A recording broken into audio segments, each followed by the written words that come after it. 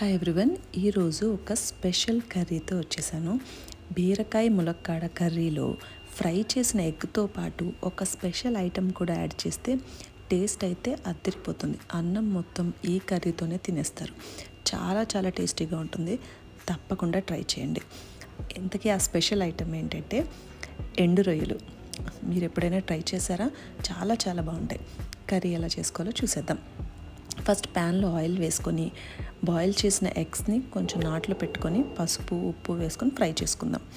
Eggs fry అయిపోయాక dry ప్రాన్స్ని కూడా fry చేసుకోవాలి. డ్రై ప్రాన్స్లో చాలా మట్టి ఉంటుంది కాబట్టి 3 to 4 టైమ్స్ బాగా కడిగి తర్వాత ఫ్రై చేసుకోవాలి. ఇలా ఫ్రై చేసుకున్న వాటిని పక్కన పెట్టేసుకొని అదే ప్యాన్లో ఇంకొంచెం ఆయిల్ వేసుకొని ఉల్లిపాయలు, పచ్చిమిర్చి, కరివేపాకు వేసుకొని ఉప్పు పసుపు యాడ్ చేసి ఉల్లిపాయలని బాగా ఫ్రై అవ్వాలి. ఉల్లిపాయలు బాగా ఫ్రై అయ్యాక అల్లం వెల్లుల్లి పేస్ట్ వేసుకోవాలి. అల్లం వెల్లుల్లి పేస్ట్ పచ్చివాసన పోయేదాకా ఫ్రై చేసుకొని బీరకాయ ముక్కలు వేసుకోవాలి. బీరకాయ ముక్కల్లో వాటర్ రిలీజ్ అయ్యి కొంచెం సాఫ్ట్గా కుక్ అయ్యాక ములక్కాడ ముక్కలు కూడా వేసుకుందాం.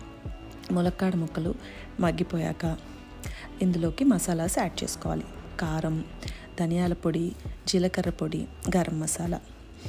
ఈ మసాలాలన్నీ పచ్చివాసన పోయేదాకా ఒక 2 to 3 minutes కుక్ చేసుకోవాలి.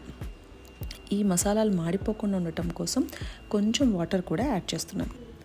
మసాలా ఫ్రై అయిపోయాక మనం ముందుగా ఫ్రై చేసి పెట్టుకున్న ఎగ్స్ ఇంకా ఎండు రొయ్యలు కూడా ఈ కర్రీలో వేసేసుకొని మిక్స్ చేసుకొని గ్రేవీకి సరిపడా వాటర్ వేసుకొని గ్రేవీ కన్సిస్టెన్సీ మనకు కావాల్సినట్టుగా వచ్చేంత వరకు కుక్ చేసుకోవాలి. లాస్ట్లో కొత్తిమీర వేసుకొని గార్నిష్ చేసుకుంటే మన టేస్టీ బీరకాయ ములక్కాడ ఎండు రొయ్యల కూర రెడీ అయిపోయింది.